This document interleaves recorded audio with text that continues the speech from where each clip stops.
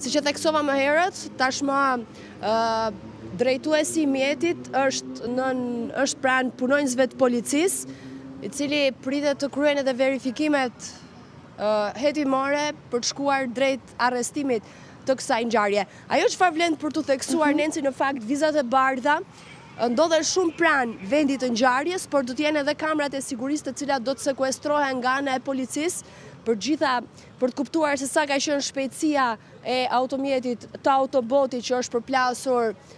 pikërisht ditën e sotme, vetëm pak minuta më parë, në afërsitë të gjykatës së Tiranës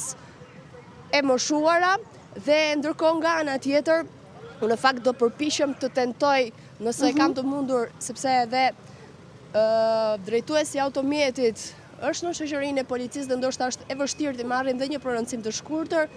në këtë pamje që jeni duke parë është bashkëshorti të ndjerës, i cili vetëm pak minuta më parë ka mbërritur në vendin që humbi jetën bashkëshortja e tij ditën e sotme në një aksident fatal,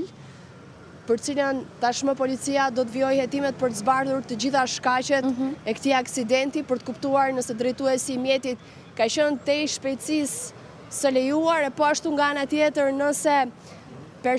nëse ndjera ka qenë larg, nuk ka qenë duke kaluar në vizat e bardha. Policia është duke vendosur perimetrin e sigurisë. Në njërën anë është bllokuar edhe qarkullimi për automjetet dhe po lëvizet vetëm në njërën korsi. Sara, a ka pasur dëshmitar gjatë kohës që ka ndodhur aksidenti? Në një vend ku ka lëvizje të shumta, është një zonë shumë e frekuentuar, ku gjatë gjithë kohës ka lëvizje, po ashtu janë edhe lokalet shumë pranë gjykatës, është një zonë që ka pothuajse në çdo moment lëvizje, sigurisht ka pasur dëshmitar okular, do të bëhet sekuestrimi i kamerave të sigurisë për të verifikuar të gjitha dhe për të zbardhur këtë ngjarje të rëndë ditën e sotme, këtë aksident fatal që i ka marrë jetën një gruaje. Deri në këto momente nuk kemi asnjë informacion nga ana e policisë për asnjë reagim zyrtar mbi identitetin e viktimës. Jemi në pritje të një reagimi zyrtar, vetëm sapo të shuaj drejtuesi i mjetit të autobotit është pikërisht i riu që jeni duke parë në këto pamje, është identifikueshëm përmes veshjes ujësjellës kanalizimeve të Tiranës, pra bëhet fjalë për autobotin e ujit të drejtorisë ujësjellës kanalizimeve të Tiranës. Është pikërisht ky i ri që jeni duke parë në këto momente.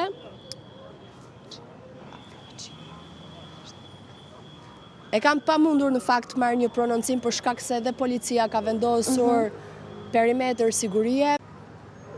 Pranë është bashkëshorti. Është bashkëshorti të ndjerës.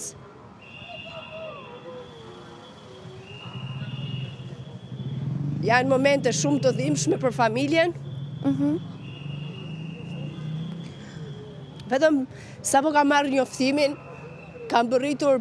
për të verifikuar policisë mbi identitetin, por siç e theksova, deri në këto momente nuk është bërë i mundur deri në këto momente policia nuk ka një reagim zyrtar për identitetin e viktimës. Janë këto pamje të rënda, ku policia avion të gjitha veprimet e saj, dhe ndërkohë pritet vetëm pas pak për të kryer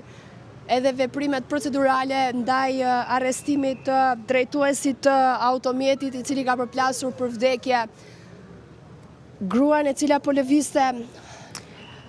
Sara, e qartë, e di që është shumë e vështirë të raportosh dhe në këto momente, do të lidhemi sërish bashk pas pak. Do të lidhemi sërish me Sarën për të mësuar më shumë se çfarë ka ndodhur në fakt gjatë këtij aksidenti të rëndë, ndërkohë do të shkëputemi për një hapësirë të shkurtër publicitare për t'u rikthyer pas pak bashkë.